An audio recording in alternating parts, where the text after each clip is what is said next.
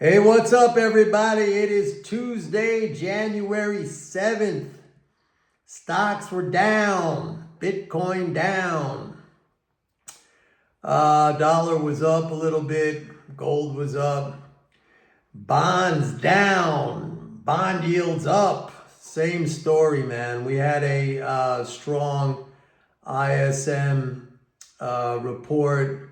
Prices paid was up, and so that freaked out, the monetarist zombies, and they were selling bonds. So I'll tell you, man, I don't see anything in the fiscal flows. There is absolutely zero evidence of any kind of a slowdown or decline in the fiscal flows. When you look at that year over year trend, it just continues to go up. So, like, number one, that means to me that this pullback that we're seeing here, or this pause in the market's rise, that is just, again, an emotional reaction on the part of these monetarist zombies looking at rates. That's number one. Again, I don't see anything in the fiscal flows. There's not the slightest hint of any kind of a deceleration. It's just trending up. And so is employment tax deposits. So that, I guess, is an indication of strong wage growth, a good labor market, etc.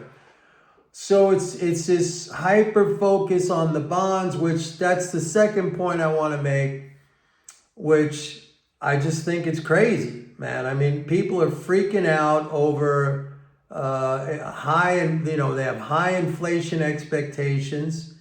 I talked about this yesterday. I said in an economy that is operating normally, where there are no supply chain disruptions, or something's broken in the economy, and things are functioning relatively normally, I don't see where automatically it's going to generate inflation pressure. All right? I mean, you may have spots of it here and there, but that's just not the way it happens. I mean, if you look at industrial capacity, if you look at capacity utilization in the United States, it's like at 76%. I mean, it's low. Like, there's spare capacity. We're tapping into, China and these other regions that we've outsourced output and product to and stuff like that. China, I went through all this. They're allowing the yuan to go down. It's kind of a stealth devaluation. Their interest rates are at record lows. I mean, if anything, that's going to export disinflation, deflation throughout the world. They're aware of the tariff situation. They're going to combat that by basically with currency adjustment. I just don't see it. I mean, like, crude at 73 bucks, 74 bucks. We're not talking about $100 oil. So, like, the Fed fund futures, let me add this. I looked today, we're up against the yearly highs, really. I mean, this is like the highest level of the 10-year yield since March of 2024, where we're basically pushing up against that yield. Inflation is lower, okay? So, I mean, this is just kind of an emotional overreaction. So let me go through it again. Number one, I don't see any evidence whatsoever in the fiscal flows of any kind of a deceleration. That trend is just moving straight up, okay? Now, I will say this, January 15th, we will have a tax strain. So, looking at the markets right now they're jittery, they're churning. Okay, you get these rallies, then the rallies fail. January 15th, that's a real thing. Okay, that's a drain. Last year, I looked it up. It came to about 75 billion worth of drain, and it lasted for about 2 weeks until that was recovered. So, I mean, that's a real thing, but it's just another one of these cyclical, we get drains, we get transfers in the quarterly interest payments. These happen regularly. We can plan for these things. The overall trend continues to be an upward trend in leading spending flows, leading fiscal flows. And I just don't see that as a negative for the stock market right now. I think it's all revolving around this inflation expectations and what's the Fed going to do, and maybe there's only going to be one rate cut next year. Like right now, I was about to say, I looked at Fed fund futures, and they're still pricing in a June rate cut, by a small margin, but there's still the futures are still pricing in another rate cut. And again, haven't we learned anything in the past couple of years? I mean, we've seen the most aggressive rate hike campaign by the Fed since the late 70s. And the market went to new all-time highs. I mean, we've had an historic rally under those conditions exactly for the reasons that I described prior to those conditions even existing. Interest income transfers. So here we are again, where I don't think the Fed is going to raise rates, especially with Trump coming in, because I think Trump wants lower rates. Well, let's just set that aside for a second. Here we are again, where they're panicking over rates, where they are, after we've been through, 2.5 years of rate hikes, or 2 years of rate hikes that saw the market rally to new all-time high. I mean, you talk about, short-term memory. I mean, come on. We've just been through an actual scenario like that, which led to, one of the most powerful stock market rallies that, in history. And here we are again where they're freaking out about that. Now, if growth was a problem, yeah, then I'd be all on board with being bearish. But I just can't see how growth is going to be a problem when we have this level of fiscal flows. Now, it might be in the very early stages of developing. Look, I talked about, there's a bunch of things I mentioned even last year coming into this year, okay? I talked about the small increase in cost of living adjustments for Social Security and other automatic payments, okay? About 2.5%. Last year was like 3.7% or 3.5%. This is the smallest increase in 4 years, okay? That's number one.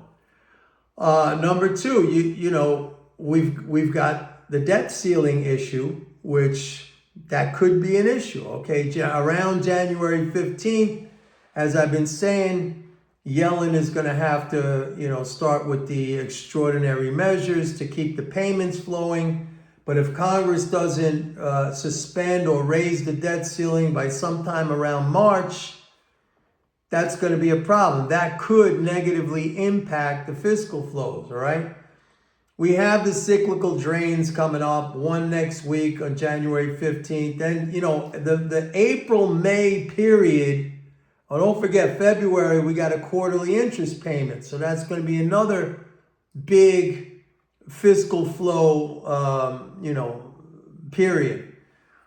The April-May period, we got a double whammy with the tax drain. You got the normal April 15th tax drain, and then you have that extension that was applied to, people who were hit by the hurricanes last year, including myself. That's May 1st now. That's a double. You got the April 15th and May 1st. So, that's going to be a major tax drain. That could, and by then we'll have an idea of what Congress is going to do, what Trump is going to do, fiscal policy-wise. If anything gets passed by then, we'll know. We'll know. But right now, I have to say that, this market turbulence, once again, it's an example of people who are emotionally, involved in the markets, not only do they not understand, it looks like they're repeating the same mistake that we saw like in 2022 and 2023 and the very early beginning of 2024, where they were selling because they were freaking out over interest rates. Look, and at that time, the Fed was raising rates. They're not raising rates now. They might not be cutting them again, but they're not raising rates. I mean, and this whole inflation scenario that's being pumped up. Again, I mean, you got to look beyond the emotional jitters, and you got to take a look at all the moving parts that are going on. I mean, I mentioned it, a fully operating economy. China, making moves right now to front run the Trump tariffs, in the form of allowing the currency to depreciate, things like this. China's cutting interest rates at record lows. Remember, the cost of credit is reflected in the cost of all goods and services. That applies to China too. So like their lowering interest rates effectively reduces the cost, the prices of their goods. I mean, that's going to be exported into the world.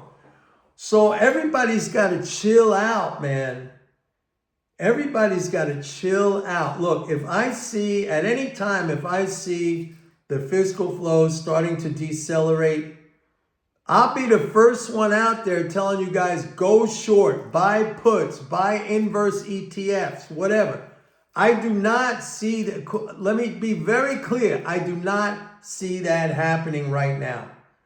So this is another case of these, this highly emotional jitters by skittish investors making the same mistake that they've made over the past couple of years, and mistakes that they tend to repeat over and over again, whether it's on the downside, whether it's on the upside, always focused on monetary policy, not understanding the true impact or implications of monetary policy. They have the whole thing backwards.